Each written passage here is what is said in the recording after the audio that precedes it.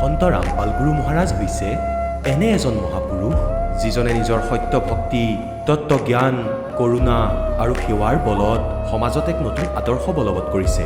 সন্ত ৰামপাল গুৰু মহাৰাজৰ নেতৃত্বত তেওঁৰ সকলো সৎলোক আশ্ৰমে কৰা বিস্ময়কৰ সমাজ কল্যাণমূলক কামে সমাজখনক সোণালী ভৱিষ্যতৰ এক নতুন আশা দেখুৱাইছে। সন্ত ৰামপাল গুৰু মহাৰাজৰ পৰা নাম দীক্ষা গ্ৰহণ কৰাৰ পিছত লাখ লাখ লোকৰ কৰ্কট ৰোগ, এইডছ আদি দুৰাৰোগ্য ৰোগ নিৰাময় হ'ল। সন্তজনাৰ জ্ঞানৰ পৰা অনুপ্ৰাণিত হৈ তেওঁৰ অনুগামীসকলে লাখ লাখ ইউনিট ৰক্তদান কৰে। সন্তজনাই লাখ লাখ ভগ্নী কন্যাৰ যৌতুকমুক্ত বিয়াৰ আয়োজন কৰালে। সন্তজনাই লাখ লাখ মানুহক ড্ৰাগছ আসক্তিৰ পৰা মুক্ত কৰিলে। কোটি কোটি ধ্বংসপ্ৰাপ্ত পৰিয়াল শান্তিত লাগিল। সন্তজনাৰ আশ্ৰমত সমাৱেশৰ সময়ত বিনামূলীয়া চকুৰ চিকিৎসা আৰু দন্ত চিকিৎসাৰ ব্যৱস্থা কৰা হয়। সন্ত ৰামপাল গুৰু মহাৰাজৰ দ্বাৰা পৰিৱেশ সুৰক্ষাৰ উদ্দেশ্যে সময়ে সময়ে বৃহৎ পৰিসৰত বৃক্ষৰোপণ কৰা হয়। সন্তজনাই আৰ্তজনক তাৎক্ষণিক সকাহ দিবলৈ এম্বুলেন্স সেৱা আৰম্ভ কৰিছে। সন্তজনাই তেওঁৰ অনুগামীসকলক তেওঁলোকৰ শৰীৰ দান কৰিবলৈ অনুপ্ৰাণিত কৰে, যাতে মানৱতাৰ সেৱা আৰু চিকিৎসা ক্ষেত্ৰত উন্নতি কৰিব পৰা যায়। সন্ত ৰামপাল গুৰু মহাৰাজৰ সকলো আশ্ৰমত প্ৰতিদিনে বিনামূলীয়া ধৰ্মভোজৰ আয়োজন কৰা হয়, য'ত প্ৰতিবাৰেই প্ৰতিটো জাতি, প্ৰতিটো ধৰ্মৰ মানুহে একেলগে বহি ভোজন কৰে।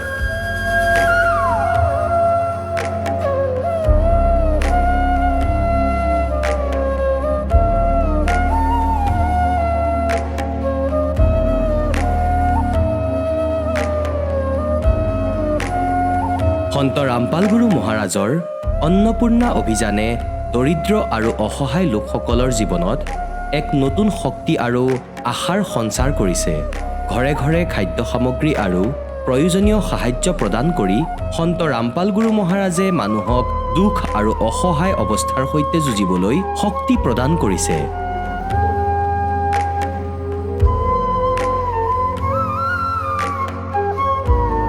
দৰিদ্ৰ লোকসকলৰ বাবে ঘৰ নিৰ্মাণ কৰা সন্ত ৰামপাল গুৰু মহাৰাজৰ অসাধাৰণ কাৰ্যই এনে এক নিদৰ্শন দাঙি ধৰিছে, যি যুগ যুগ ধৰি সন্তজনাৰ উদাৰতা আৰু দয়াৰ প্ৰতীক হিচাপে জনাজাত হৈ ৰ'ব।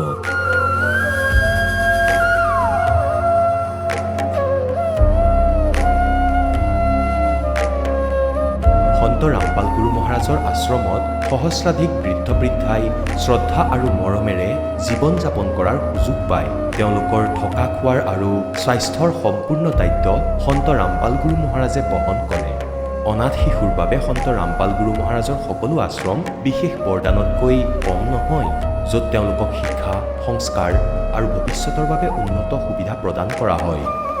বানপানী, ভূঁইকঁপ বা মহামাৰী যিয়েই নহওক, সন্ত ৰামপাল গুৰু মহাৰাজ আৰু তেওঁৰ অনুগামীসকল সদায় আৰ্তজনৰ বাবে আগৰণুৱা হৈ থাকে। ক'ভিড মহামাৰীৰ সময়ত সন্ত ৰামপাল গুৰু মহাৰাজৰ আশ্ৰমৰ পৰা কোটি কোটি লোকক খাদ্য, ঔষধ আৰু জীৱন ৰক্ষক সামগ্ৰী যোগান ধৰা হৈছিল। দুখীয়াক সকাহ কৰাই হওক বা যিকোনো শোষিত বা নিপীড়িত শ্ৰেণীৰ অধিকাৰ আৰু মৰ্যাদাৰ বাবে যুঁজ দিয়াই হওক, সন্ত ৰামপাল গুৰু মহাৰাজে সদায় তেওঁলোকৰ সকলো ন্যায্য দাবী চৰকাৰৰ ওচৰলৈ লৈ গৈছে আৰু তেওঁলোকক উপযুক্ত ন্যায় প্ৰদানৰ ক্ষেত্ৰত গুৰুত্বপূৰ্ণ ভূমিকা পালন কৰি আহিছে। সমাজত আধ্যাত্মিক আৰু সামাজিক মূল্যবোধৰ প্ৰতি সজাগতা অনাৰ প্ৰতিটো পদক্ষেপতে সন্ত ৰামপাল গুৰু মহাৰাজ মানৱতাৰ প্ৰকৃত সেৱক হিচাপে প্ৰমাণিত হৈছে। সন্ত ৰামপাল গুৰু মহাৰাজৰ জীৱনে আমাক শিকাইছে যে প্ৰকৃত সেৱা সেইটোহে যিটো নিস্বাৰ্থভাৱে কৰা হয়। আহক আমিও এই মহান সন্তজনৰ এই মহান সেৱাৰ কামত যোগ দিওঁ আৰু সন্ত ৰামপাল গুৰু মহাৰাজৰ পৰা নাম দীক্ষা লৈ আমাৰ জীৱন ধন্য কৰি তোলোঁ।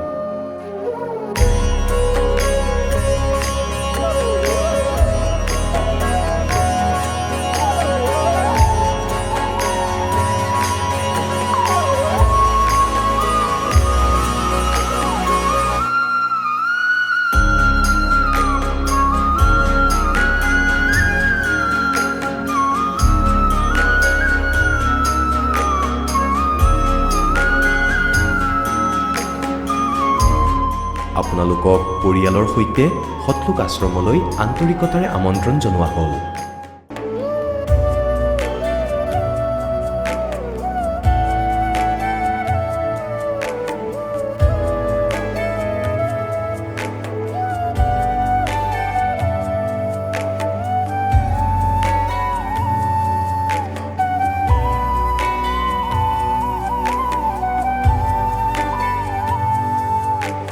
প্ৰভু ৰাম, দেৱ, ভগৱান, আল্লাহ, খুদা, যীশু আদি নামবোৰ একে শক্তিৰ। তেওঁ কেনেকুৱা, ক'ত আছে, কেনেকৈ পাব, কোনে দেখিছে? এই প্ৰশ্নচিহ্নটো সম্পূৰ্ণৰূপে আঁতৰাবলৈ অৱশ্যেই শুনিব জগতগুৰু তত্ত্বদৰ্শী সন্ত ৰামপাল গুৰু মহাৰাজৰ অমৃত বচন, সকলো পবিত্ৰ ধৰ্মৰ পবিত্ৰ শাস্ত্ৰৰ আধাৰত। নমস্কাৰ দৰ্শকসকল, মানুহে যেতিয়া অন্তৰাত্মাৰ পৰা ভক্তি কৰে, দেৱ দেৱীৰ পূজা কৰে, ব্ৰত উপবাস পালন কৰে, তথাপিও যদি জীৱনত সুখ শান্তি নাপায়, তেতিয়া লাহে লাহে তেওঁৰ বিশ্বাস ভাঙিবলৈ আৰম্ভ কৰে। আজি আপোনালোকক লৈ যাব বিচাৰিছোঁ মহাৰাষ্ট্ৰৰ ঝিলগড় জিলাৰ গোলাপৰাও পাটিলৰ ওচৰলৈ। গোলাপৰাও পাটিলে পৰম্পৰাগত ৰীতি নীতি অনুসৰি গণেশ পূজা, বিভিন্ন দেৱ দেৱীৰ পূজা আৰু কুলদেৱীৰ আগত ছাগলী বুলিও দিছিল। তেওঁৰ মাতৃয়ে সপ্তাহৰ 6 দিনেই ব্ৰত কৰিছিল। কিন্তু ইমানবোৰ ভক্তি কৰাৰ পিছতো তেওঁলোকৰ ঘৰখনত সুখ শান্তি নাছিল। এজন এজনকৈ ঘৰৰ 5জন সদস্যৰ মৃত্যু হৈছিল, দেউতাকৰ কেঞ্চাৰ হৈছিল আৰু পৰিয়ালটো দুখ কষ্টৰে আৱৰি ধৰিছিল। শেষত তেওঁ ভাবিবলৈ আৰম্ভ কৰিলে, ভগৱান বুলি একো নাই, মন্দিৰত কেৱল পাথৰহে আছে, আৰু তেওঁ লাহে লাহে নাস্তিক হৈ পৰিল। কিন্তু এদিন তেওঁৰ জীৱনত আহিল এক ডাঙৰ পৰিৱৰ্তন, যেতিয়া তেওঁ সন্ত ৰামপাল গুৰু মহাৰাজৰ দ্বাৰা লিখিত জ্ঞান গংগা পুথিখন পঢ়িবলৈ পালে। সেই পুথিখন পঢ়াৰ পিছত তেওঁ প্ৰকৃত তত্ত্বজ্ঞান লাভ কৰিলে আৰু সন্ত ৰামপাল গুৰু মহাৰাজৰ পৰা নাম দীক্ষা গ্ৰহণ কৰিলে। তাৰপিছত বহুদিনৰ পুৰণি অসুখ দূৰ হ'ল, পৰিয়ালৰ সমস্যা আঁতৰিল আৰু আজিৰ দিনত তেওঁলোক সুখী জীৱন যাপন কৰি আছে। আচলতে সন্ত ৰামপাল গুৰু মহাৰাজে তেওঁলোকক এনে কি ভক্তিবিধি দিছিল, শুনোৱা হওক গোলাপৰাও পাটিলৰ মুখেদি। নমস্কাৰ। নমস্কাৰ ছাৰ। কি নাম আপোনাৰ? গোলাপৰাও পাটিল। ছাৰ, ক'ৰ পৰা আহিছে আপুনি? মালেৰ তহচিল, ডিষ্ট্ৰিক্ট জিলগাঁও, মহাৰাষ্ট্ৰৰ পৰা আহিছোঁ।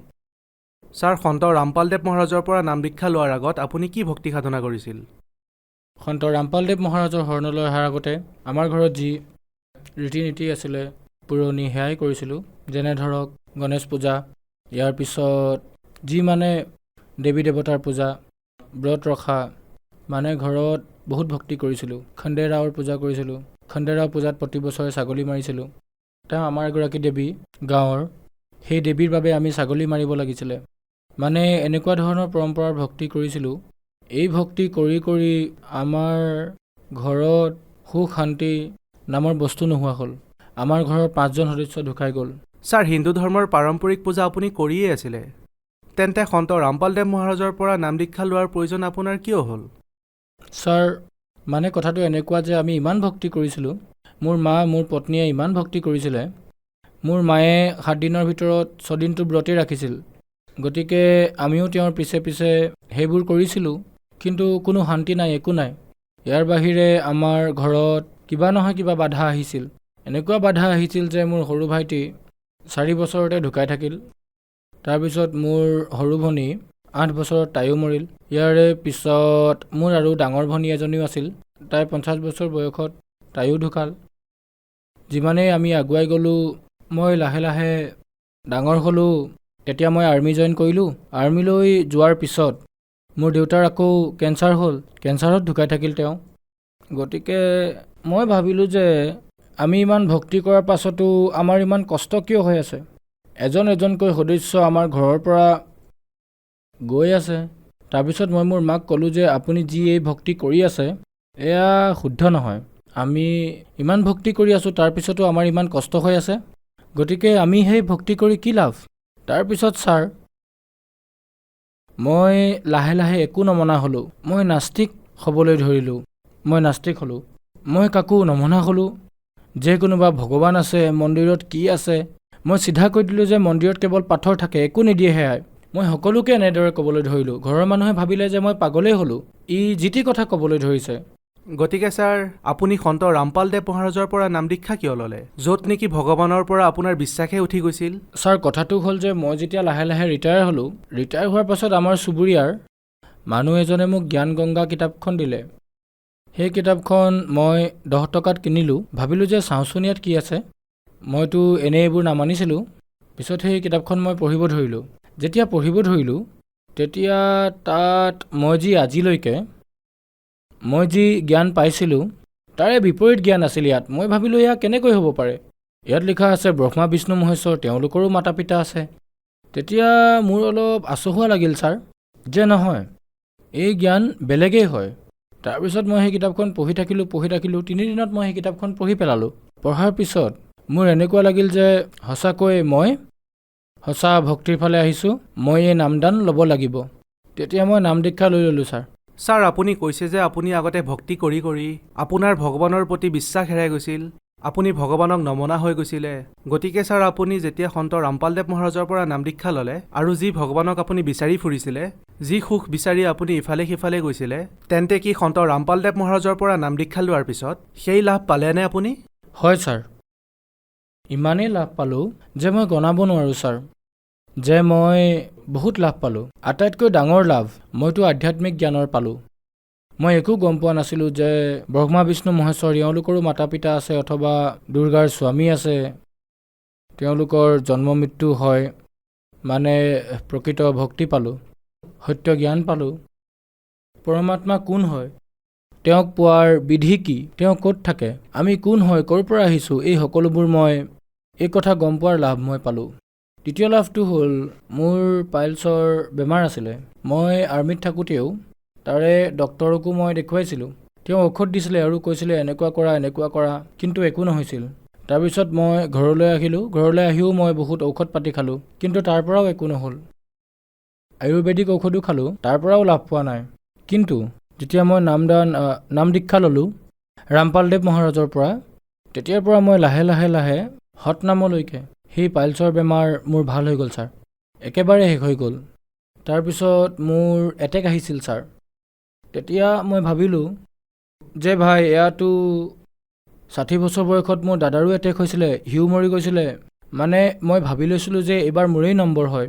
কিন্তু মই ৰামপালদেৱ মহাৰাজৰ পৰা নাম দীক্ষা লোৱাৰ বাবে মোক ৰামপালদেৱ মহাৰাজে যি জীৱনদান দিলে, মই ডক্তৰৰ ওচৰলৈ গৈছিলোঁ, কিন্তু তালৈ যোৱাৰ পিছত তাৰ পৰা এটাও ঔষধো মই নল'লোঁ। দ্বিতীয় দিনা মই ঘৰলৈ আহিলোঁ, এটা ঔষধো মই তাৰ পৰা নানিলোঁ। বিনা ঔষধেৰে মই সুস্থ হ'লোঁ। চৰণ অমৃত খাই মই একেবাৰে সুস্থ হ'লোঁ আৰু আজি আপোনাৰ ওচৰত থিয় হৈ আছোঁ ছাৰ। ইয়াৰ পিছত মোৰ ছোৱালীজনীৰ এনেকুৱা বেমাৰ আছিলে, তাই 10ম ক্লাছত থাকোঁতে বেহুচ হৈ গৈছিল। মানে ভূত বাধা এনেকুৱা কিবা ঘটনা আছিলে। মই ডক্তৰকো দেখুৱালোঁ, ডক্তৰে ক'লে তাইৰ একো বেমাৰ নাই। তেতিয়া মই ঝৰা ফুকা কৰা সকলৰ ওচৰলৈ গ'লোঁ, তেওঁলোকেও কৰিলে, পইচা ল'লে, তাৰ পৰাও লাভ নহ'ল।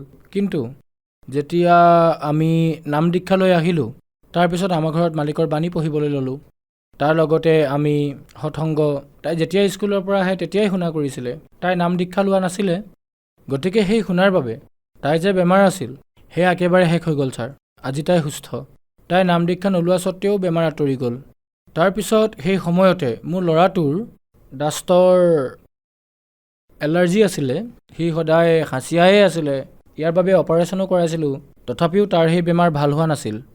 তাৰো তেনেকুৱাই হ'ল, যেতিয়া ৰামপালদেৱ মহাৰাজৰ সৎসংগ শুনে, সেই শুনাৰ বাবে, সেই বাণী শুনাৰ বাবে তাৰো সেই বেমাৰ ভাল হ'ল। তাৰপিছত মোৰ ছোৱালীজনী বিয়া হ'ল ছাৰ। গতিকে বিয়াৰ সময়ত মই, মাক দেউতাকটো এনেও চিন্তাতেই থাকে, যেনে ধৰক ছোৱালীৰ যৌতুক দিয়া।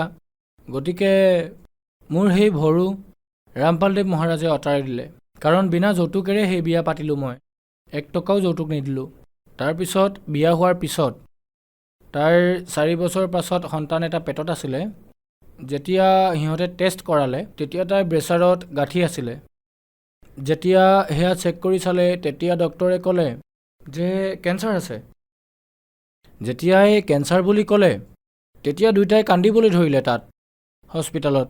তেতিয়া মোলৈ ফোন আহিলে ছোৱালীজনীৰ, যে দেউতা এনেকুৱা কথা হ'ল, মোকতো কেঞ্চাৰ হোৱা বুলি কৈ দিলে। মানে 2 মাহৰ পিছত মোৰ ডেলিভাৰী হ'ব, মোৰ পেটত সন্তান আছে, কি কৰোঁ? মই ক'লোঁ, তুমি একোৱেই নকৰিবা, তুমি চিধা ৰামপালদেৱ মহাৰাজৰ পৰা নাম দীক্ষা লৈ লোৱা দুয়োটাই, মালিকে সকলো ঠিক কৰি দিব। তেতিয়া দুয়োজনেই নাম দীক্ষা ল'লে, অনলাইন নাম দীক্ষা দিছিলে। তেতিয়া ডক্তৰে, তেওঁলোকৰ মাজত এনেকুৱা হ'ল যে ডক্তৰে ঠিক কৰিব। তেতিয়া মই ক'লোঁ যে যি কৰিব বিচাৰিছা তেনেকুৱাই কৰা, কিন্তু তুমি একো কৰিব নোৱাৰা। এতিয়া পৰমাত্মাইহে কৰিব পাৰিব, সন্ত ৰামপালদেৱেহে কৰিব পাৰিব যি কৰিব। তাৰপিছত যেতিয়া ডক্তৰক দেখুৱালে, ডক্তৰে ক'লে যে তাইৰ 8 মাহতে বাচ্ছাটো চিজাৰিং কৰি বাহিৰলৈ উলিয়াব লাগিব। তাৰপিছত 8, 9, 12টা কেমো তাইক দিব লাগিব। যেতিয়া ডেলিভাৰী হৈ যাব, তাৰপিছত 4টা কেমো আকৌ দিব লাগিব, মানে ইনজেকশ্যন। সেই ইনজেকশ্যন ইমান ভয়ানক আছিল, বহুত জ্বলা পোৰা কৰে। তাৰপিছত যেতিয়া তাইক প্ৰথমটো কেমো ইনজেকশ্যন দিলে, তাইৰ একোৱেই নহ'ল। তাৰপিছত মই ক'লোঁ যে শুনা, নাম দীক্ষা লৈছা যিহেতু নাম স্মৰণ কৰা, তোমাৰ একো নহয়, তুমি চিন্তা নকৰিবা। তাৰপিছত তাইক ছাৰ 12টা কেমো দিয়া হ'ল। মানে ধৰি লওক আজি এটা কেমো দিলে, তাৰে 4 দিনৰ ভিতৰত চেক কৰে বাচ্চাটোৰ কি খবৰ, যে ভালে আছেনে নাই। তেতিয়া বাচ্চাটো একেবাৰে সুস্থই হৈ আছিলে। তাৰপিছত তেওঁলোকে 8 মাহৰ কথা কৈছিলে। 8 মাহটো এতিয়া হৈ গ'ল, বাচ্চাটো চিজাৰিং কৰি বাহিৰলৈ উলিয়াব লাগিব। মই ক'লোঁ নালাগে। এতিয়া সেয়া চাওক, এই বাচ্চা ৰামপালদেৱ মহাৰাজৰ আদেশতহে বাহিৰলৈ আহিব, নহ'লে বাহিৰলৈ নাহে।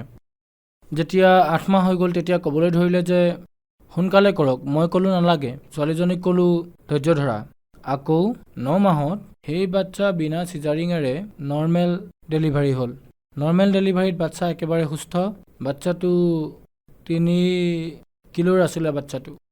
আজি সেই বাচ্চাটোও সুস্থ আৰু মোৰ ছোৱালীজনীও একেবাৰে সুস্থ। তাইৰ চুলিও নহৰিলে, একো নহ'ল। আৰু যি কেমো দিয়া হৈছিলে তাই সেই কেমোও লৈছিলে, সকলো ল'লে। আজি তাই একেবাৰে সুস্থ। তাৰপিছত যেতিয়া সিহঁতে ক'লে যে ডক্টৰৰ ওচৰলৈ এবাৰ যাব লাগিব, তেতিয়া মই ক'লোঁ যে ঠিক আছে, তোমালোকৰ যি ইচ্ছা, তোমালোকে ডক্টৰক দেখুওৱা, কিন্তু আজিৰ পৰা যিবোৰ হ'ব, যিবোৰ কৰিব, সন্ত ৰামপালদেৱ মহাৰাজেহে কৰিব। আমাৰ পূৰ্ণ বিশ্বাস আছে। তোমালোকৰ বিশ্বাস থাকক বা নাথাকক, তোমালোকে যাব পাৰা, ডক্টৰৰ ওচৰলৈ যাব পাৰা। ডাক্তৰৰ ওচৰত যোৱাৰ পাছত ক'লে যে এনেকুৱা কথা, 8 মাহৰ ভিতৰত সন্তানটো ওলোৱাৰ কথা আছিল, তাইক চিজাৰিং কৰোৱাব লাগিব, চুলিও সৰি যাব, তাইৰ বহুত কিবা কিবি হ'ব। কিন্তু সন্ত ৰামপালদেৱ মহাৰাজৰ দয়াত একোৱেই নহ'ল। বাচ্চাটোৰো একো নহ'ল, মোৰ ছোৱালীজনীৰো একো নহ'ল। দুয়োটা সুকলমে ঘূৰি আহিলে। কেঞ্চাৰ ট্ৰিটমেণ্ট এতিয়া শেষ হ'ল, এতিয়া কোনো সমস্যা নাই। মই কৈছিলোঁ সিহঁতক যে ট্ৰিটমেণ্ট কৰাৰ কোনো প্ৰয়োজন নাই, সন্ত ৰামপালদেৱ মহাৰাজেহে সকলো কৰিব পাৰে। মানে তেওঁলোক অলপমান দুবিধাত আছিলে। তেওঁলোকে গ'ল ডক্টৰৰ ওচৰলৈ, কিন্তু ডাক্তৰে যি কৈছিলে তাৰ বিপৰীতহে হ'ল। বিপৰীত এনেকুৱা হ'ল যে এনেকুৱা হ'ব সকলো কৈ দিছিলে, কিন্তু তেনেকুৱা নহ'ল। পিছত কি ক'লে যে 1000 লাখৰ মাজত এনেকুৱা এটা কেছ থাকে, এনেকুৱা হৈ যায় বুলি কৈছিলে। কিন্তু মই জানিছিলোঁ যে এয়া যি কৰিলে সন্ত ৰামপালদেৱ মহাৰাজেহে কৰিলে, বাকী কোনেও কৰিব নোৱাৰে। ছাৰ, আপুনি কৈছে যে সন্ত ৰামপালদেৱ মহাৰাজৰ পৰা নাম দীক্ষা লোৱাৰ পিছত আপুনি ইমান লাভ পালে। গতিকে ছাৰ, আপোনাৰ পৰা এইটো জানিব বিচাৰিম যে সন্ত ৰামপালদেৱ মহাৰাজক অন্য সন্ততকৈ কিয় পৃথক দেখে? অন্য যি ধৰ্মগুৰু আছে, জগতগুৰু আছে, তেওঁলোকে যি জ্ঞান দিয়ে, এই জ্ঞান এওঁলোকৰ লগত আধ্যাত্মিক জ্ঞান একেবাৰে নাই। এই সকলো নিজৰ মনৰ মতে কৈ থাকে। তেওঁলোকে কি কয় যে ৰামায়ণৰ, মহাভাৰতৰ তাৰে ষ্টৰিবোৰ কয়। এই শুনি শুনি আমাৰ কাণ পকি গ'ল যে এওঁলোকৰ ওচৰত কোনো জ্ঞানেই নাই, তেওঁলোকৰ ওচৰত সত্য জ্ঞানেই নাই। এওঁলোকে নিজৰ ধৰ্ম, নিজৰ শাস্ত্ৰ, সেই শাস্ত্ৰৰ বিৰুদ্ধেই জ্ঞান দি আছে। আৰু আমাৰ যি ৰামপালদেৱ মহাৰাজ আছে, তেওঁ শাস্ত্ৰৰ মতেই জ্ঞান কয়। শাস্ত্ৰ মানে যিমানবোৰ ধৰ্মগ্ৰন্থ আছে, তেওঁ এখন এখনকৈ খুলি খুলি দেখুৱায়। যেনে গীতা, বেদ, বাইবেল, গুৰুগ্ৰন্থ চাহেব, এই সকলোবোৰ গ্ৰন্থ এখন এখনকৈ খুলি খুলি দেখুৱায়। তাতে থকা সকলো জ্ঞান আজিলৈকে কোনেও দেখুওৱা নাই। আজি যিজন সৎগ্ৰন্থ খুলি খুলি দেখুওৱা সন্ত আছে, সেয়া সমগ্ৰ বিশ্বতে কেৱল সন্ত ৰামপালদেৱ মহাৰাজ আছে। তেওঁৰ বাহিৰে কাৰোৰে ওচৰত সত্য জ্ঞান নাই, সত্য মাৰ্গ নাই। আমাক এই সত্য জ্ঞান, সত্য মাৰ্গ ৰামপালদেৱ মহাৰাজে দেখুৱাইছে। মুক্তিৰ মাৰ্গো ইয়াতেই আছে। বাকী যিসকল সন্ত আছে, তেওঁলোকৰ ওচৰত মুক্তিৰ কোনো মাৰ্গ নাই। তেওঁলোকে মনে সাজি কথাবোৰ কয়। ছাৰ, আপুনি ভকত সমাজক কি বাৰ্তা দিব বিচাৰিব? মই ভগত সমাজ অথবা জগতক এই বাৰ্তা দিব খোজোঁ যে আপুনি যি ভক্তি কৰি আছে, সেয়া আপুনি ঠিকেই কৰি আছে, কিন্তু সেই ভক্তি আধৰুৱা। কেনেকৈ আধৰুৱা? আপুনি শাস্ত্ৰ অনুকূল ভক্তি কৰা নাই। ইয়াৰ বাবে আপোনাৰ যি লাভ হ'বলগীয়া আছিল, সেই লাভ হোৱা নাই। আপোনালোকৰ জীৱনলৈ এনেকুৱা বিপদ আহি আছে, আপোনালোকৰ আৰ্থিক, শাৰীৰিক, ভৌতিক কোনো লাভ হোৱা নাই। আৰু এই ভক্তি যি সন্ত ৰামপালদেৱ মহাৰাজে কৈ আছে, সেয়া শাস্ত্ৰ অনুকূল ভক্তি হয়। এই ভক্তিৰে আপোনালোকে লাভো পাব। মালিকেতো কয়, সন্ত ৰামপালদেৱ মহাৰাজে কয় যে মইতো এয়া ৰুংগাত দিম, মানে ফ্ৰী। আৰ্থিক শাৰীৰিক ভৌতিক এই লাভটো ফ্ৰীতে দিম। কিন্তু আজি যি সকলোৰে যি ৰোগ লাগিছে, সেই জৰাহ আৰু মৰণ, জৰাহ মানে বৃদ্ধাৱস্থা আৰু মৃত্যু, এই যি ৰোগ, ইয়াৰ পৰা আমি বাচিব লাগে। আৰু এয়া শেষ কৰিবলৈ সন্ত ৰামপালদেৱ মহাৰাজ আহিছে কবিৰ চাহেবৰ ৰূপত। কিতাপ পঢ়ক, জ্ঞান গংগা, জীৱনৰ সুগম পথ বিচাৰি আনক, কিতাপ পঢ়া। আৰু আজিৰ সমাজ পঢ়া শুনা কৰা হয়, সকলোবোৰ জানে। আগতে অশিক্ষিত মানুহ আছিল, যেনেদৰে কৈছিলে তেনেদৰে কৰিছিলে।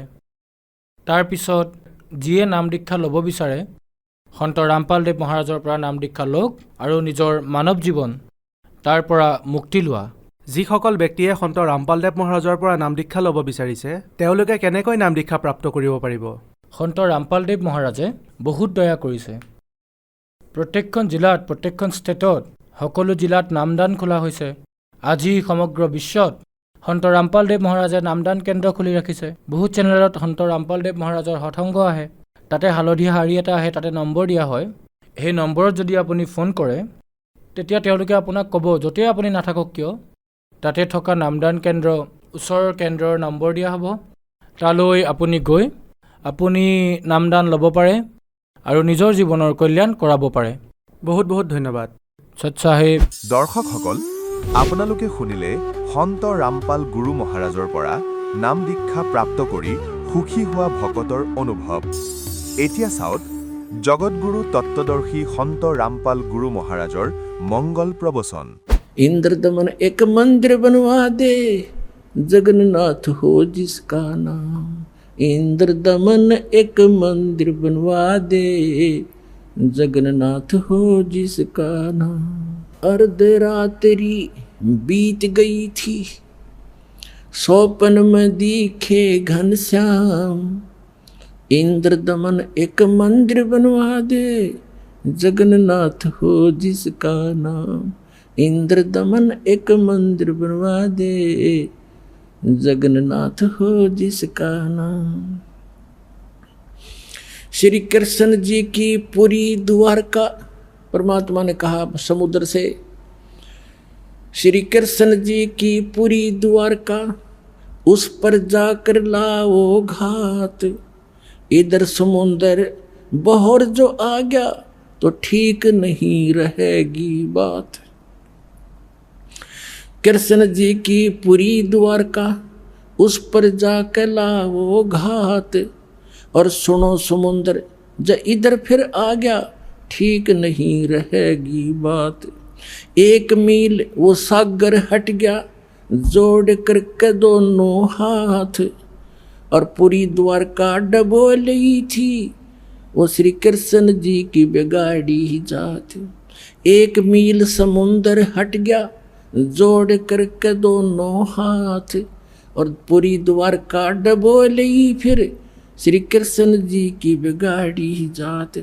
पर्वत की जो रुक्या समुद्र, पर्वत की जो रुक्या समुद्र, ऐसे जगन्नाथ का बन गया धाम। इंद्र दमन एक मंदिर बनवा दे, जगन्नाथ हो जिसका नाम।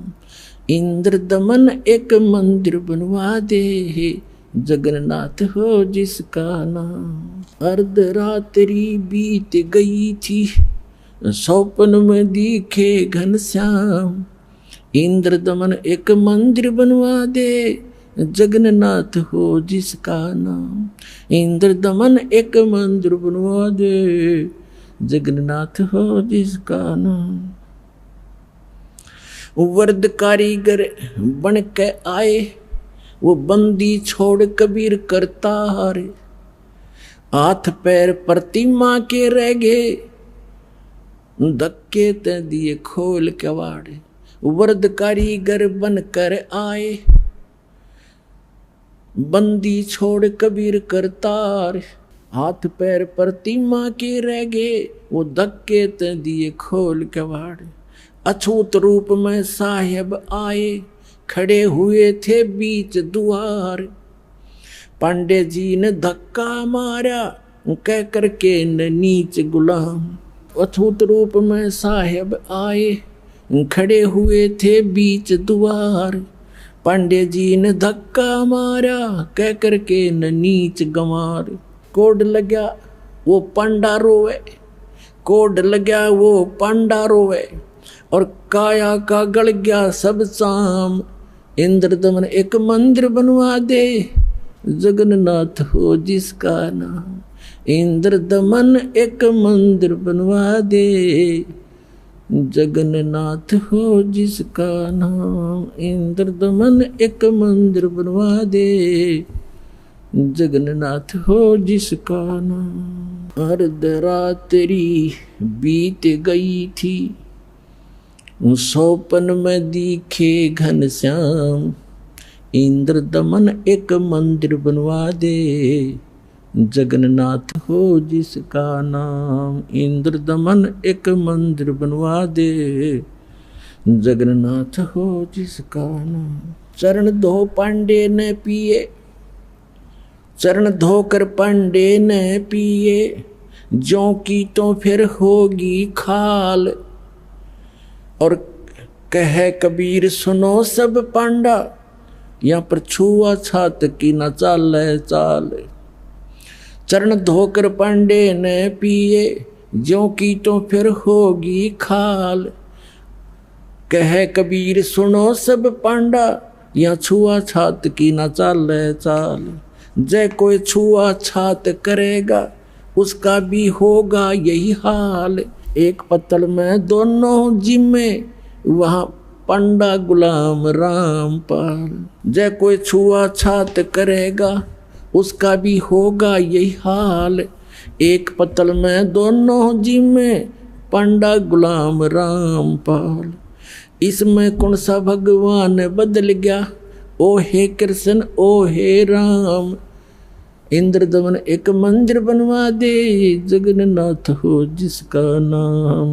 इंद्रदमन एक मंदिर बनवा दे, जगन्नाथ हो जिसका नाम। এতিয়া পুণ্যাত্মাসকল, আজিলৈকে আমি যথাৰ্থ জ্ঞান শুনিবলৈ পোৱাই নাই, কিন্তু আত্মা ভগৱানৰ বাবে সেইদিনাৰ পৰাই ব্যাকুল হৈ আছে যিদিনা তেওঁৰ পৰা আঁতৰি আহিছে।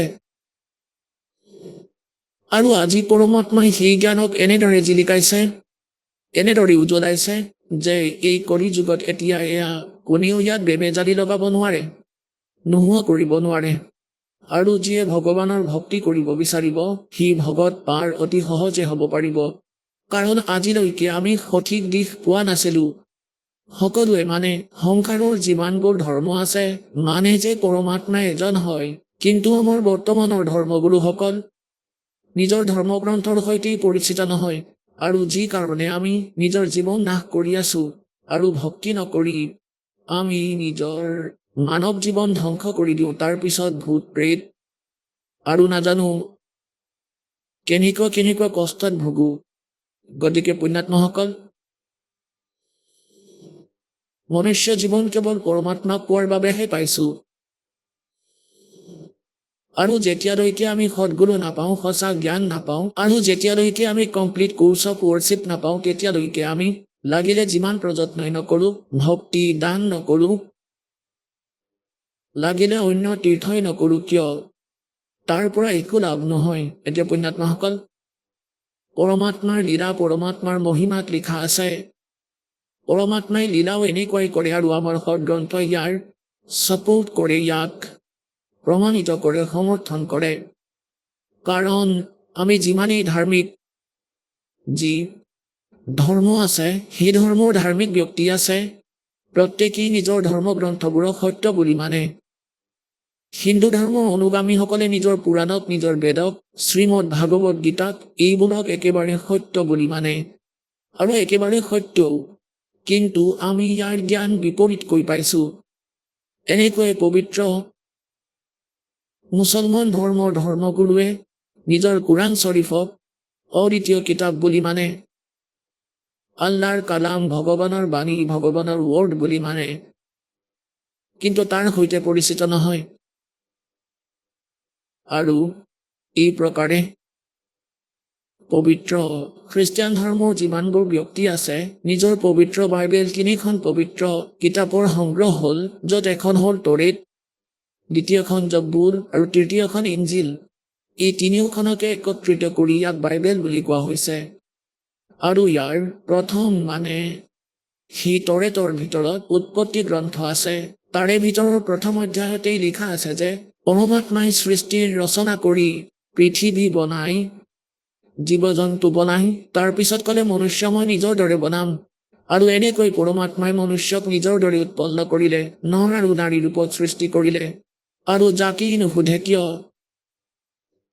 ইছাই ধৰ্মৰ শ্ৰদ্ধালুসকলক সুধি চাওক যে what is form of God, সি ক'ব গড ইজ ফৰ্মলেছ। ভগৱান কেনেকুৱা, ভগৱান নিৰাকাৰ। আৰু আকৌ পবিত্ৰ বাইবেলে কি কৈ আছে? ঠিক এনেদৰে শিখ ধৰ্মৰ অনুগামীসকলক সুধি চোৱা, সিহঁতে ক'ব যে সি পৰমাত্মা নিৰাকাৰ। আৰু নানক চাহেবদেৱে নিজে কৈছে, ধাৰণক ৰূপ কৰ্তাৰ ফাই সুৰত মুলুক কি বেশ এ ঠগৱাডা ঠগি দেশ খৰাচিয়ানা বৰ্তাবাৰী ধাৰণক ৰূপ কৰ্তা। আৰু তাৰ ইমানলৈকে বৰ্ণনা আছে তেওঁৰ চকু কলা, দীঘল নাক, থুমুক থুমুককৈ খোজ কাঢ়ে, বগা কাপোৰ পিন্ধে, সকলো লিখা আছে গুৰু গ্ৰন্থ চাহেবত 1257 পৃষ্ঠাত। আৰু 721 নম্বৰ পৃষ্ঠাত লিখা আছে, এক अर्ज गुप्तम पेश दो दर कौन करतार हक्का कबीर करीम तुबे ए परवरदिगार। আৰু গুৰু গ্ৰন্থ চাহেবৰ 24 নম্বৰ পৃষ্ঠাত লিখিছে, ফাই সুৰত মুলুক কি বেশ এ ঠগৱাডা ঠগি দেশ খৰাচিয়ানা বৰ্তা ভাৰী ধাৰণক ৰূপ কৰ্তাৰ। আৰু সকলোৱে এনেকৈ পবিত্ৰ হিন্দু ধৰ্মৰ অনুগামীসকলক সুধি চাওক, সিহঁতে ক'ব ভগৱান নিৰাকাৰ, কিন্তু ঘৰত বিষ্ণুদেৱৰ মূৰ্তি আছে। আৰু ভগৱান কেনেকুৱা সমাধিত দেখিছা নেকি? ক'ব কেনেকৈ দেখিম, তেওঁতো নিৰাকাৰ, পোহৰহে দেখা পোৱা যায়। গতিকে আমাৰ সকলোৰে এই খিচিৰি জ্ঞান আছিল। আমাৰ সদগ্ৰন্থই কৈ আছে যে পৰমাত্মা সাকাৰ হয়, নিৰাকাৰ হয়। আৰু এনেকৈ মুছলমান ধৰ্মৰ অনুগামীসকলক সোধক, কয় পৰমাত্মা নিৰাকাৰ, তেন্তে কিয় সপ্তম আকাশত বহি আছে? নিৰাকাৰ যদি কেনেকৈ বহিব পাৰিছে, যদি নিৰাকাৰী? তেওঁ বডিলেছ, তেওঁৰ কোনো শৰীৰ নাই। আকৌ ওপৰত বহি আছে সপ্তম আকাশত, আগগুৰি আছে জানো কথাটোত? গতিকে পুণ্যাত্মাসকল সৌভাগ্য আপোনালোকৰ যে এনেকুৱা অমূল্য বনৌষধি পাই গৈছে, এনেকুৱা অমূল্য জ্ঞান পালা, নিজৰ কল্যাণ কৰোৱা। বলো সতগুৰুদেৱ কি জয় হো।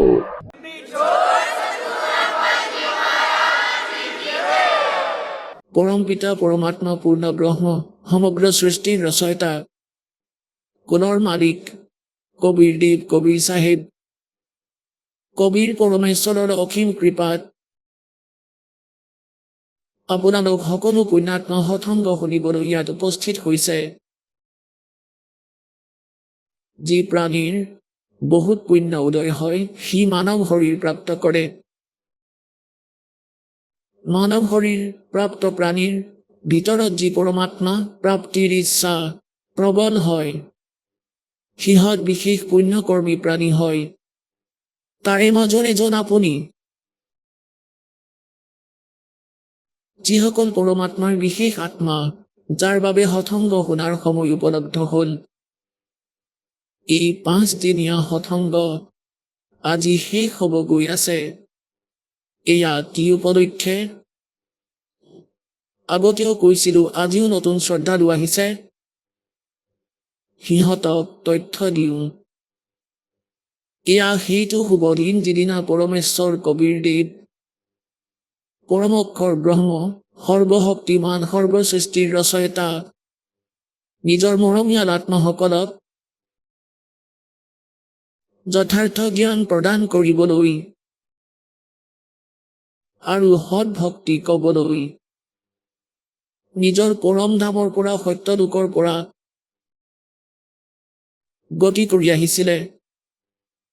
তেওঁ প্ৰত্যেক যুগতে এনেকুৱা লীলাই কৰে। আমাৰ পবিত্ৰ চাৰিও বেদ ইয়াৰ সাক্ষী। ঋগ্বেদ মণ্ডল নম্বৰ 9, সূক্ত 1 মন্ত্ৰ 8 আৰু 9। ঋগ্বেদ মণ্ডল নম্বৰ 9, সূক্ত 82, 82 মন্ত্ৰ 1, 2, 3। ঋগ্বেদ মণ্ডল নম্বৰ 9, সূক্ত 86 মন্ত্ৰ 26 আৰু 27। ঋগ্বেদ মণ্ডল নম্বৰ 9, সূক্ত 94 মন্ত্ৰ 1। ঋগ্বেদ মণ্ডল নম্বৰ 9, সূক্ত 95, 95 মন্ত্ৰ 2। ঋগ্বেদ মণ্ডল নম্বৰ 9, সূক্ত 96ৰ 96 মন্ত্ৰ 16 পৰা 20লৈকে। ঋগ্বেদ মণ্ডল নম্বৰ 9, সূক্ত 20ৰ মন্ত্ৰ 1। ঋগ্বেদ মণ্ডল নম্বৰ 9, সূক্ত 54 মন্ত্ৰ 3। আৰু বহুতো স্থানত এই বেদে সাক্ষী দিয়ে যে সি পৰম পিতা, সি পূৰ্ণপুৰুষ, সৰ্বসৃষ্টিৰ ৰচয়িতা। তেওঁৰ নাম কবীৰ দেৱ, কবীৰ চাহিব। তেওঁ সত্য লোকত থাকে, তেওঁ অবিনাশী স্থানত থাকে, শাশ্বত স্থানত থাকে। তাৰ পৰা তেওঁ স্বয়ং গতি কৰি আহে সশৰীৰ, 3 প্ৰকাৰে শৰীৰ ধাৰণ কৰি। তেওঁ আমাৰ সকলোৰে ধাৰণ পোষণ কৰে 3টা স্থিতিত। এটা স্থিতিত পৰমাত্মা নিজৰ সিংহাসনত বিৰাজমান হৈ থাকে, নিজৰ তখ্তত, এটা বহুত ডাঙৰ গুম্বজত। তাত তেওঁৰ শৰীৰৰ উজ্জ্বলতা বহুত বেছি। তেওঁৰ এডাল নোমৰ গুৰিৰ শোভাত কোটি চন্দ্ৰ কোটি সূৰ্য মিলাই দিয়া তথাপিও সিমান উজ্জ্বল নহব। দুয়োটাকে মিলাই দিলে যিমান পোহৰ হয়। অন্য ৰূপ ধাৰণ কৰি পৰমাত্মা প্ৰত্যেক যুগতে এটা শিশু ৰূপ ধাৰণ কৰি আহে। সেই লীলা অনুসাৰী পৰমাত্মা চন 1398, বিক্ৰম সম্বত 1455 জেঠ মাহৰ পূৰ্ণিমাৰ দিনা আজি যি শুভ দিন পালন কৰি আছো, এদিনাই সেই পৰমাত্মা ইয়ালৈ আহিছিল। আৰু সেই পৰমেশ্বৰে আমাৰ বাবে এটা বিশেষ উপহাৰ দিলে, এই সত্য জ্ঞান আৰু সত্য সাধনাৰ, যি প্ৰাপ্ত কৰি আমি আমাৰ সেই স্থানলৈ গুচি যাম, যি বিষয়ে শ্ৰীমদ ভাগৱত গীতাৰ অধ্যায় নম্বৰ 15 শ্লোক নম্বৰ 4 কৈছে। গীতাৰ জ্ঞানদাতাই কৈছে যে তত্ত্বদৰ্শী সন্তৰ প্ৰাপ্তিৰ পিছত পৰমেশ্বৰৰ সেই পৰম পদৰ সন্ধান কৰিব লাগে, যলৈ যোৱাৰ পিছত সাধক আৰু কেতিয়াও সংসাৰলৈ উভতি নাহে। গীতাৰ জ্ঞানদাতাই নিজৰ বিষয়ে কৈছে গীতাৰ অধ্যায় নম্বৰ 2 শ্লোক নম্বৰ 12, গীতাৰ অধ্যায় নম্বৰ 4 শ্লোক 5 আৰু 9, গীতাৰ অধ্যায় নম্বৰ 10 শ্লোক নম্বৰ 2, যে অৰ্জুন তোমাৰ আৰু মোৰ বহুত জন্ম হৈ গৈছে, আগলৈও হৈ থাকিব, না তুমি অবিনাশী না মই অবিনাশী। সেইবাবে তেওঁ 18 নম্বৰ অধ্যায়ৰ 62 নম্বৰ শ্লোকত কৈছে যে অৰ্জুন তুমি সৰ্বভাৱেৰে সেই পৰম অক্ষৰ ব্ৰহ্মৰ, সেই পৰমেশ্বৰৰ শৰণলৈ যোৱা, যি গীতাৰ জ্ঞানদাতাতকৈ আন। তেওঁৰ কৃপাতেই তুমি পৰম শান্তি আৰু সনাতন পৰম ধাম প্ৰাপ্ত কৰিবা, যলৈ যোৱাৰ পিছত উভতি আৰু সংসাৰলৈ জন্ম মৃত্যুৰ চক্ৰলৈ নাহে। গতিকে সেই পৰমাত্মাই সেই জ্ঞান কবলৈ স্বয়ং আহিছিলে, সৎলোকৰ পৰা গতি কৰি আহিছিলে এটা শিশু ৰূপ ধাৰণ কৰি। ভাৰতৰ পবিত্ৰ মাটি, পবিত্ৰ চহৰ কাশীৰ ভিতৰত এটা লেহেৰতাৰা নামৰ পুখুৰী চহৰৰ পৰা প্ৰায় 4 কিলোমিটাৰমান দূৰত্বত আছিলে, আজিও বিদ্যমান সেয়া।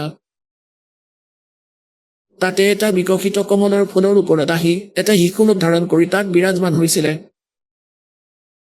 এহাল নিৰুনিমা নামৰ শিপিনীয়ে।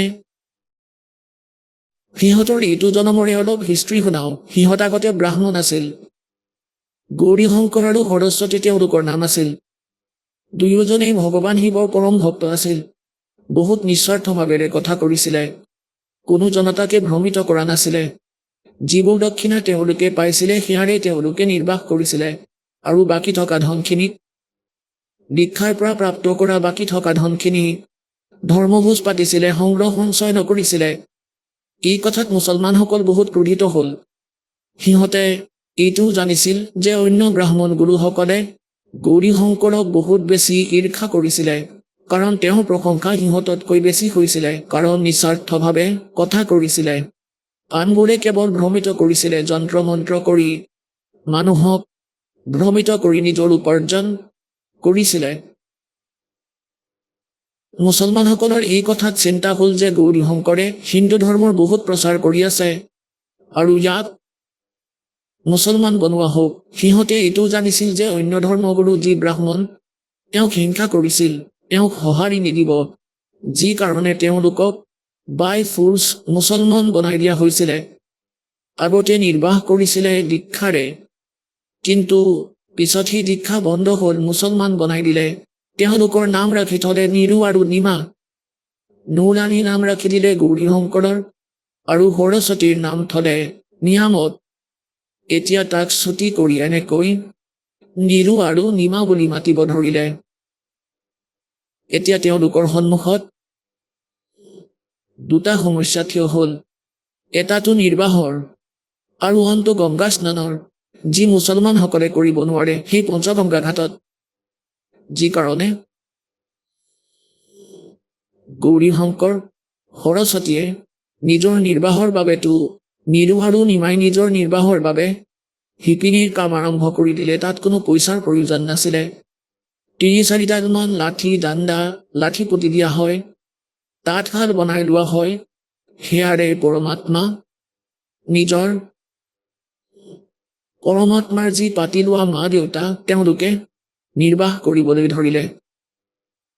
এতিয়া তেওঁলোকৰ সন্মুখত দ্বিতীয়টো সমস্যা এইটো আছিল যে তেওঁলোকে গংগাত স্নান কৰিব নোৱাৰে আৰু প্ৰতিদিনে স্নান কৰি নিজৰ নিত্যক্ৰিয়া কৰা তেওঁলোকৰ এটা স্বভাৱ হৈ গৈছিলে। যদিও তেওঁলোক মুছলমান হৈ গৈছিলে, যদিও নামাজ পঢ়িব ধৰিছিলে, কিন্তু ভগৱান শংকৰৰ শ্ৰদ্ধা তেওঁলোকৰ মনৰ পৰা আঁতৰা নাছিল। এতিয়া তেওঁলোকে প্ৰতিদিন স্নান কৰিবলৈ লেহেতাৰা নামৰ পুখুৰীটোলৈ গৈছিলে। ব্ৰহ্ম মুহূৰ্তত প্ৰতিদিনে স্নান কৰি আহিছিলে। আৰু লেহেতাৰা পুখুৰী কেনেকৈ উৎপত্তি হৈছিল? বৰষুণৰ দিনত গংগাৰ পাৰলৈ বহুত পানী নিগৰি আহে, কেতিয়াবা অভাৰফ্ল' কৰে আৰু সোঁতৰ দ্বাৰা গো-ঘাটৰ ওপৰেৰে সোঁতত পানীবোৰে ঢৌ দি দি এটা গাঁতলৈ গুচি গৈছিলে আৰু সেইটো পিছত বহুত ডাঙৰ সৰোবৰৰ ৰূপ ল'লে। তাৰ ভিতৰত কমলৰ ফুল বিকশিত হৈ যায় আৰু গংগাৰ পানী নিৰ্মল হৈ থাকে। সেয়া বেয়া নহয়। গতিকে নিৰু নিমাই প্ৰতিদিনে তালৈ স্নান কৰিবলৈ গৈছিলে।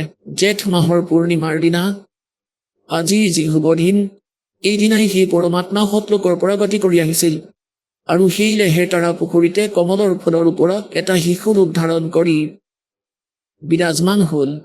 তেওঁৰ প্ৰত্যক্ষ দ্ৰষ্টা মহৰ্ষি স্বামী ৰামানন্দ নামৰ এজন ব্ৰাহ্মণ আছিলে, ডাঙৰ বিদ্বান বুলি মনা হৈছিল। সেই সময়ত কাশীত বেদ, গীতা আৰু পুৰাণৰ মৰ্ম জ্ঞাতা বুলি কোৱা হৈছিল। তেওঁ ১৪০০জন ঋষি বনাই থৈছিলে, প্ৰচাৰক শিষ্য বনাই থৈছিলে ব্ৰাহ্মণ। আৰু স্বামী ৰামানন্দদেৱে ব্ৰাহ্মণৰ অতিৰিক্তে আন কাকোকে দীক্ষা দিয়া নাছিলে, শিষ্য নবনাইছিলে। তাৰে মাজৰ যিসকল ব্ৰাহ্মণ ঋষি আছিল ১৪০০, তাৰে মাজৰ এজন আছিল অষ্টানন্দ নামৰ অষ্টানন্দ ঋষি। তেওঁ প্ৰতিদিনে স্নান কৰিবলৈ সেই লেহেতাৰা নামৰ পুখুৰীটোলৈ গৈছিলে। তাৰ ওচৰে পাজৰে বহুত ডাঙৰ ডাঙৰ জংঘল আছিলে। পুৱাই পুৱাই তাৰে শান্ত পৰিৱেশত নিজৰ গুৰুদেৱৰ দ্বাৰা কোৱা সাধনাবোৰ তেওঁ কৰিছিলে। সিদিনাও তেওঁ তালৈ গৈছিলে। অষ্টানন্দদেৱ তাত বহি আছিলে।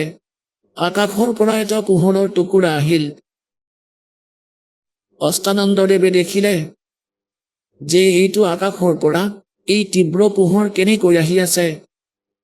কিছু ক্ষণৰ ভিতৰতেই সেই পোহৰ বহুত ওচৰ চাপিলে আৰু স্বামী অষ্টানন্দদেৱ ঋষি অষ্টানন্দদেৱৰ চকুৱে সেই পোহৰক সহ্য কৰিব নোৱাৰিলে। চকু বন্ধ হ'ল। যেনেকৈ আমি যদি কেতিয়াবা সূৰ্যৰ ফালে চাওঁ, আমাৰ চকুৱে বেছি সময়লৈ চাই থাকিব নোৱাৰে, তৎক্ষণাৎ বন্ধ হয়।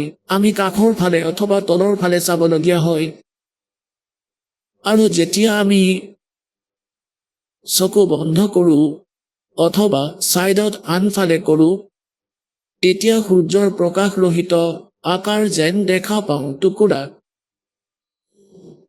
এই প্ৰকাৰে সেই অষ্টানন্দদেৱে যেতিয়া সেই পোহৰটো দেখিছিলে, তেওঁৰ চকুৱে চাব নোৱাৰিলে, বন্ধ হৈ গ'ল। তেতিয়া কি দেখিলে যে প্ৰকাশৰহিত আকাৰ দেখা পালে শিশুৰ। কিছু সময়ৰ পিছত যেতিয়া তেওঁ চকু খুলিলে, কি দেখিলে যে সেই পোহৰ লেহেতাৰা পুখুৰীৰ এটা কোণত গৈ সীমিত হ'ল। এয়া ৰাতিপুৱাৰ ঘটনা আছিল। ব্ৰহ্ম মুহূৰ্ত আছিল। ব্ৰহ্ম মুহূৰ্ত হ'ল সূৰ্য উদয় হোৱাৰ প্ৰায় ১.৫ ঘণ্টা আগত। সেই সময়ত প্ৰায় আন্ধাৰি থাকে। সেই আন্ধাৰ কিছু সময়ৰ পিছত সোনকালেই নোহোৱা হয়। পোহৰ প্ৰকাশ সোনকালেই হয়।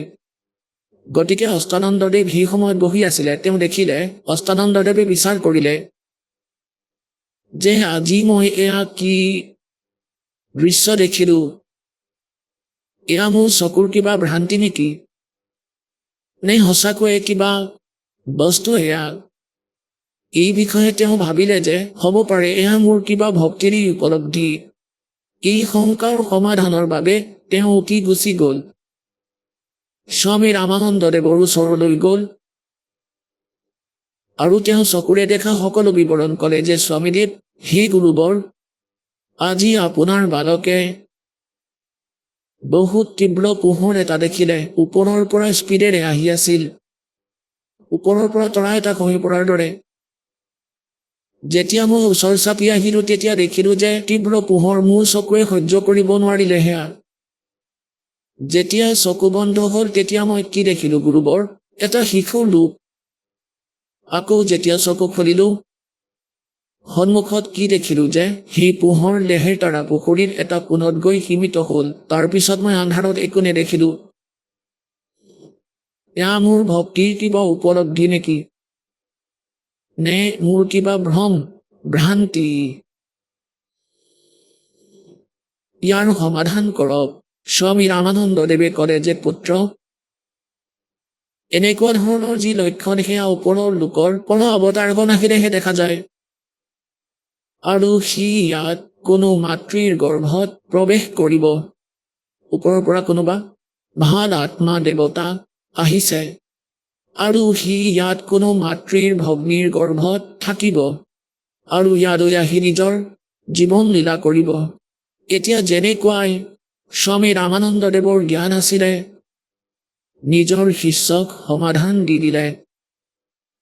এওঁলোকে ইমানখিনি জানে যে এওঁলোকৰ ভগৱান শ্ৰীৰাম শ্ৰীকৃষ্ণ আৰু এওঁলোকে যিমান 24টা অৱতাৰৰ কথা কয় সকলোৱে মাকৰ পৰাই জন্ম লৈ ইয়াত লীলা কৰিলে। এওঁলোকৰ সেই অজন্ম ভগৱানৰ তথ্য নাই। সেইবাবে তেওঁ নিজৰ শিষ্যৰ যেনেদৰে আশংকাৰ সমাধান কৰিব পাৰে কৰিলে। অষ্টানন্দদেৱ সন্তুষ্ট হ'ল। সেইফালে কি হ'ল যে নিৰুণিমা বহুত বছৰ আগতে বিয়া পাতিছিলে, কিন্তু তেওঁলোকৰ সন্তান নাছিলে।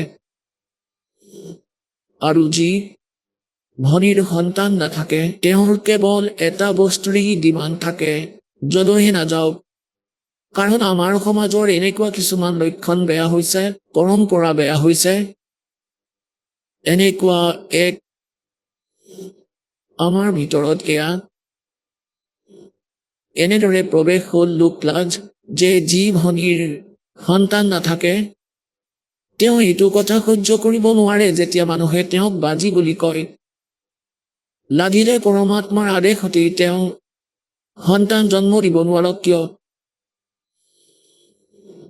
বহু বছৰেই অতিক্ৰম হ'ল, প্ৰায় 60 বছৰ আয়ুস হৈ গৈছিলে নিৰু আৰু নিমাৰ সন্তান জন্ম নোহোৱাৰ। গতিকে তেওঁলোকক মাজে মাজে কোনোবা সম্পৰ্কীয় আহি কথা শুনাই বা চুবুৰীয়াই ঘৰলৈ আহি কথা শুনাই যে তোমালোকৰ কোনো সন্তান নাই, এটা সন্তানটো লাগেই। যদি কিবা কাৰণত তেওঁলোকে এইবোৰ কথা পাহৰিও যায় তেন্তে এনেকুৱা ধৰণৰ কিবা নহয় কিবা ইনজেকশ্যন এই কালে লগাই দিয়ে। এদিন কোনোবা সম্পৰ্কীয় আহিলে, নিমাৰ কোনো সম্পৰ্কীয় ভনী, তাই গোটেই ৰাতি এইটোৱেই চৰ্চা কৰিলে যে অন্তত এটা সন্তানটো ভগৱানে দিব লাগিছিলে। যদি তোমালোকৰ দৰে ভাল আত্মাৰী সন্তান নাথাকে, দেখিছো সন্তান নথকা মানুহৰ মুখ পুৱাই পুৱাই কোনেও চাব নিবিচাৰে, মুখ ঘূৰাই লয়। এয়া আমাৰ ধৰ্মগুৰুসকলৰে অকৰ্মণ্যতা যে সিহঁতে এনেকুৱা ভ্ৰমৰ জাল পাতি দিছে যে যাৰ সন্তান নাই সেই মানুহ, সেই ব্যক্তি অমংগলীয়া। পুণ্যাত্মাসকল এই তত্ত্বজ্ঞানৰ আধাৰত পৰমাত্মাই কয় যিয়ে সৎভক্তি কৰে, যিয়ে ভগৱানৰ ভক্তি কৰে, সন্তান থাকক বা নাথাকক সি দুয়োজনেই উচ্চ।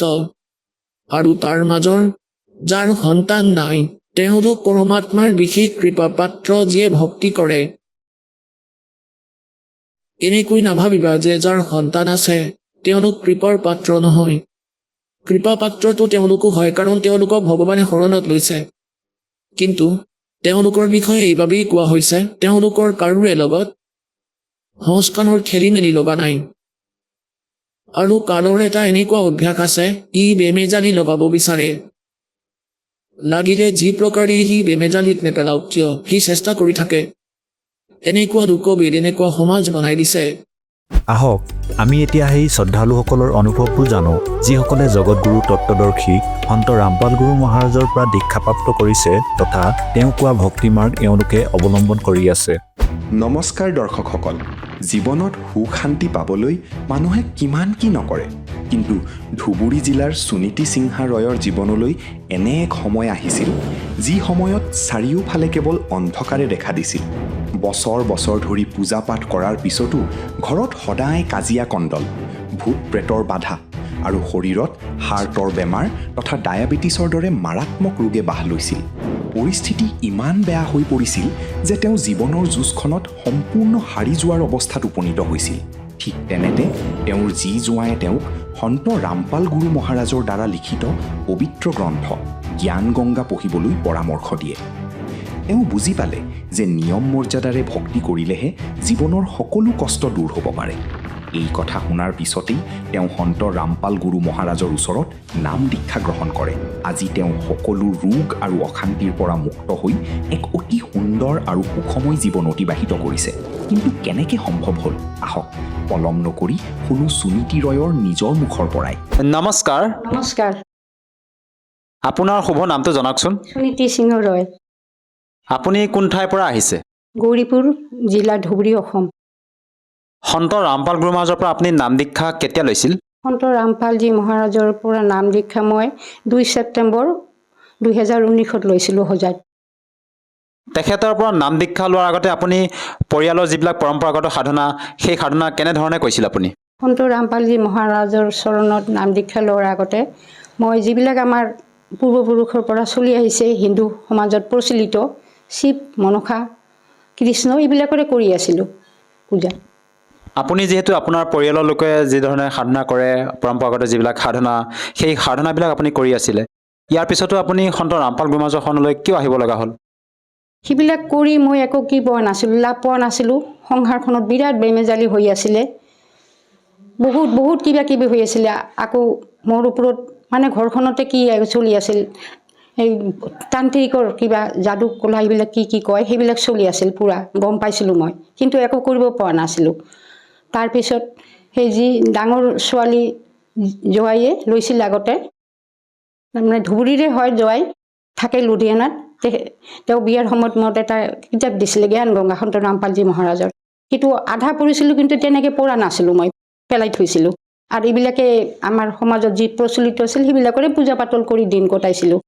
তাৰপিছত কিবা অসুবিধা হোৱাত তেখেতসকলক মই ফোন কৰিলোঁ যে এনেকা হৈ আছে, মোৰ কিবা কিবি অসুবিধা, বিৰাট বেমেজালিৰ মাজত চলি আছোঁ। তাৰপিছত যি জয়ে ক'লে যে মা, কিতাপখন দিছিলোঁ আৰু এটা ফোন নম্বৰ দিছিলে হোজাইত, তুমি যিমান সোনকালে পাৰ তাতে হোজাইত গুচি যা আৰু কি। তাৰপিছত তেনেকৈ হোজাইত খুব কষ্টেৰে গৈছিলোঁ মই, কষ্টতে এজনক লগত লৈ গৈ নাম দীক্ষা লৈছিলোঁ। নাম দীক্ষা লৈ আহিছিলোঁ। তাৰ পিছৰে পৰা সন্ত ৰামপালজী মহাৰাজৰ চৰণত মই সেৱা কৰিয়ে আছোঁ। আপুনি যিহেতু জনালে যে আপুনি সন্ত ৰামপাল গুৰু মহাৰাজৰ জ্ঞান গংগা নামৰ পুথিখন আপুনি অধ্যয়ন কৰিছিলে, লগতে আপোনাৰ আত্মীয় এজনে আপোনাক যেতিয়া এই জ্ঞানৰ বিষয়ে অৱগত কৰিলে, তাৰপিছতে আপুনি দীক্ষা লৈছে, বৰ্তমান ভক্তি সাধনা কৰি আছে। আপোনাৰ পূৰ্বতে যি আপুনি সমস্যাৰ কথা ক'লে, সেই অনুভৱ জানিব বিচাৰিছোঁ, কেনেধৰণৰ সমস্যা আছিলে আপোনাৰ নাম দীক্ষা লোৱাৰ আগতে? কি ক'ম, ঘৰখনত কাজিয়ে পেচাল, কিবা কিবি ঘৰুৱা এইবিলাক, মানে মূৰ গৰম হয়, বেমাৰ নেৰে, ডক্টৰৰ ওচৰত সদায় যাব লগা হৈছিল। কিমান আপোনাৰ কি বেমাৰ হৈছিলে? আপোনাৰ কেনেধৰণৰ বেমাৰ? মোৰ 22 বছৰৰ পৰা আজি ডায়েবেটিছ চলি আছিল, হাৰ্টৰো বেমাৰ আছিলে, আৰু বিষ আছিলে, তাৰপিছত চকুৰো প্ৰব্লেম আছিলে। সদায় মানে ঔষধ খাব লগা হৈছিল। যেতিয়া মই সন্ত ৰামপালজী মহাৰাজৰ ওচৰত গ'লোঁ, তেতিয়া আৰু সিমান ঔষধ ল'ব লগা হোৱা নাই। এতিয়া মাজে মাজে ডায়েবেটিছৰ ঔষধটো খাওঁ, আৰু হাৰ্টৰ ডক্টৰকো দেখুৱাওঁ। এনে মই সেই অমৃত জলটো খাওঁ, কেতিয়াবা বেয়া লাগিলে বাবাই সন্ত ৰামপালজী যে দিছিলে সেইটো খাওঁ আৰু সেয়া কৰোঁ। বাবাৰ চৰণত গৈ মই সেয়া কৰোঁ, মই নিমিষতে ঠিক হৈ যাওঁ। আপোনাৰ যি ডায়েবেটিছৰ ৰোগৰ বাবে যি আপোনাৰ সমস্যাত ভুগি আছিলে, আপুনি যেতিয়া ডক্টৰৰ ওচৰলৈ গৈছিলে, কিমান বছৰ ধৰি চিকিৎসা কৰিছিলে ডক্টৰৰ ওচৰত? বহুত ক'লো নহয়, 22 বছৰৰ পৰা বহুত দিনলৈকে, আজি 5 বছৰমান হ'ব। তাৰ আগৰ পৰা ধৰক আৰু ঔষধ বেছি নাখাওঁ, 5 বছৰৰ পৰা মাজে মাজে ব্যৱহাৰ কৰোঁ ঔষধটো। আৰু বৰ্তমান আপোনাৰ বয়স কিমান হ'ব? 64। যিহেতু বৰ্তমান আপুনি 64 বছৰ বয়সত ভৰি দিলে আৰু আপুনি আপোনাৰ অনুভৱ আজি দাঙি ধৰিছে আমাৰ দৰ্শকসকলৰ সন্মুখত, আপুনি সন্ত ৰামপাল মহাৰাজৰ পৰা নাম দীক্ষা লোৱাৰ পিছতে আপোনাৰ যি শাৰীৰিক সমস্যা আছিলে সেই সমস্যাবিলাক দূৰ হ'ল, যাক নেকি ডক্টৰে ভাল কৰিব পৰা নাছিলে, আপুনি বিভিন্ন ঔষধ সেৱন কৰিছিলে। এনেকুৱা কি ভক্তিবিধি আপোনাক সন্ত ৰামপাল গুৰু মহাৰাজে প্ৰদান কৰিলে যাৰ দ্বাৰা নেকি আপুনি ইমানবিলাক লাভ পাবলৈ সক্ষম হৈছে? সন্ত ৰামপালজী মহাৰাজে আমাক প্ৰত্যেকখন শাস্ত্ৰ যেনেকুৱা বেদ, গীতা, পুৰাণ, বাইবেল সকলোতে আঙুলিৰে প্ৰত্যেকটো শব্দ বা শাৰী লাইন দেখুৱাই দিয়ে। তাতে বুজি পোৱাৰ কোনো অসুবিধা নাথাকে, চবেই বুজি পায়। সেই শাস্ত্ৰ অনুসৰি মৰ্যাদাৰে সেৱা ভক্তি কৰিলে চবেই লাভ কৰিব পাৰিব। মই সন্ত ৰামপালজী মহাৰাজৰ চৰণত অৰ্দাস কৰিছিলোঁ যে হে গুৰুদেৱ, তোমাৰ বাহিৰে আৰু মোৰ কোনো নাই। ইমান মই টকা পইচা খৰচ কৰিলোঁ, ইমান হাৰাশাস্তি খাই আছিলোঁ, তেতিয়া ইমান কিবাও নাছিলোঁ। কিন্তু আজি তোমাৰ চৰণত প্ৰভু সেৱা কৰাৰ লগে লগে মই অলপ আত্মবিশ্বাস আহিল। যিমান মই ভয় খাইছিলোঁ, বৰ্তমানলৈকে মই অকলে থাকোঁ, সেই ভয়টো মোৰ আঁতৰি গৈছে। মই ৰাতি 12টাতো ওলাব পাৰোঁ, এতিয়া 12টাতো ওলাব পাৰোঁ আৰু কাৰো প্ৰতি মই ভূক্ষেপ নকৰোঁ। মোৰ এনেকুৱা এটা আত্মবিশ্বাস আহি গৈছে, দৃঢ় আত্মবিশ্বাসে যাক কয়। আৰু আপুনি সন্ত ৰামপাল মহাৰাজৰ পৰা নাম দীক্ষা লৈ যি আপুনি সাধনা কৰি আছে, এই সাধনাৰ দ্বাৰা আপুনি বৰ্তমান সুখী নে? হয়, 100% সুখী। মই যিমান দিন জীয়াই থাকিম সিমান দিনলৈকে মই সন্ত ৰামপালজীৰ চৰণতে সেৱা কৰি যাব বিচাৰোঁ। ইয়াৰ উপৰিও আপুনি যিবিলাক আপুনি লাভৰ কথা আপুনি দাঙি ধৰিলে, আমাৰ দৰ্শকসকলক জনালে, ইয়াৰ উপৰিও আপুনি পাৰিবাৰিকভাৱে অন্য আৰু কিবা লাভ পাইছেনে? পাইছোঁ, অলপ পায়ে আছোঁ, সৰু সুৰা পায়ে আছোঁ। চাকৰি কৰাটো মোৰ নাইয়ে, মই ফেমিলি পেঞ্চনাৰ। আপোনাৰ মানুহজনে কি কৰিছিল? মেডিকেলত কাম কৰিছিলে, জইণ্ট ডিৰেক্টৰ অফিচত একাউণ্টেণ্ট আছিলে। আপোনাৰ পৰা আৰু এটা কথা জানিব বিচাৰিছোঁ যে বৰ্তমান সময়ত আমাৰ ভাৰতবৰ্ষত লাখৰ তুলনাত আধ্যাত্মিক গুৰু আছে। তেনে ক্ষেত্ৰত আমি এজন প্ৰকৃত সৎগুৰুক কেনেকৈ নিৰ্ণয় কৰিম? হয়, যিবিলাক গুৰু আছে সেই গুৰুসকলে কেতিয়াও আমাক এনেকৈ ধৰ্মপুথি খুলি আঙুলি দিয়া নাছিল কোনো কথাই। শাস্ত্ৰসন্মতভাৱে আমি বুজিয়ে নাপাইছিলোঁ। তেখেতসকলে যেনেকৈ কৈছিল আমি তেনেকৈ শুনিছিলোঁ আৰু সেই হিচাপে আমি পূজা পাতল কৰিছোঁ। যেনে ধৰক নাম কীৰ্তন হ'লে পাঠকে বা ভকতে পঢ়িছিল, আমি অকল বহিয়ে শুনি আছিলোঁ। পূজা কিবা শেষ হৈছে, নামঘৰৰ পৰা আহিছোঁ, প্ৰসাদ খাইছোঁ, ঘৰলৈ আহিছোঁ, একো বুজি পোৱা নাছিলোঁ। কিন্তু সন্ত ৰামপালজী মহাৰাজে তেনেকৈ নকৰে, প্ৰত্যেকটো শাস্ত্ৰ অনুসৰি আঙুলিয়েই দিয়ে আৰু সহজ সৰল ভাষাত বুজাই দিয়ে, চবেই বুজি পায়। সেইকাৰণে কৈছোঁ যে চবেই মৰ্যাদাৰে ভক্তি কৰিলে সকলোৱে লাভৱান হ'ব পাৰিব। সঁচাকৈ আচৰিত কথা, আপুনি এজন সন্তৰ পৰা নাম দীক্ষা লৈ আপুনি এই 64 বছৰ বয়সত বৰ্তমান সুখী জীৱন অতিবাহিত কৰিছে। আপোনাৰ যিবিলাক সমস্যা আছিলে শাৰীৰিক, সেই সকলো সমস্যাবিলাক দূৰ হ'ল। যিসকল দৰ্শকে আজি আপোনাক আমাৰ এই টিভি স্ক্ৰীণত আপোনাক চাই আছে, তেওঁলোকক আপুনি কি বাৰ্তা দিব বিচাৰে যাতে তেওঁলোকেও আপোনাৰ দৰে লাভ পাব পাৰে? মইতো বাৰ্তা দিব নোৱাৰোঁ, চবকে জগতৰ ভকতসকলক, ভাই ভনীসকলক মই প্ৰাৰ্থনাহে কৰিব পাৰোঁ যে চবেই সন্ত ৰামপালজী মহাৰাজৰ জ্ঞান গংগা পুথিখন পঢ়ক, জ্ঞান লাভ কৰক। তত্ত্বজ্ঞান লাভ কৰাৰ পিছত ওচৰত নামদান আছে যে প্ৰত্যেকখন জিলাই নামদান কেন্দ্ৰ হৈছে, সুবিধা কৰি দিছে। সৎসংগবিলাক আহে, সেই সৎসংগৰ পিছত এটা তলত হালধীয়া শাৰী আহে, তাতে কিছুমান নাম্বাৰ থাকে, সেই নাম্বাৰত কণ্টেক্ট কৰি ওচৰৰ নামদান কেন্দ্ৰৰ লগত কণ্টেক্ট কৰি নাম দীক্ষা ল'ব পাৰিব আৰু আত্মকল্যাণ কৰিব পাৰিব নিজৰ। আৰু নাম দীক্ষা লোৱাৰ বাবে তাত কিবা টকা পইচা লোৱা হয় নেকি? নাই, একো নাই, চব নিষ্কলংকভাৱে হৈ যায়, একো টকা পইচা লোৱা নাই আৰু নলয়ও। ধন্যবাদ থাকিল।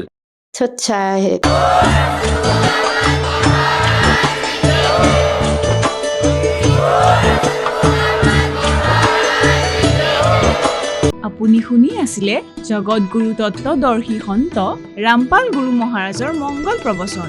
অধিক জানিবৰ বাবে ভিজিট কৰক www.jagatgururampalji.org।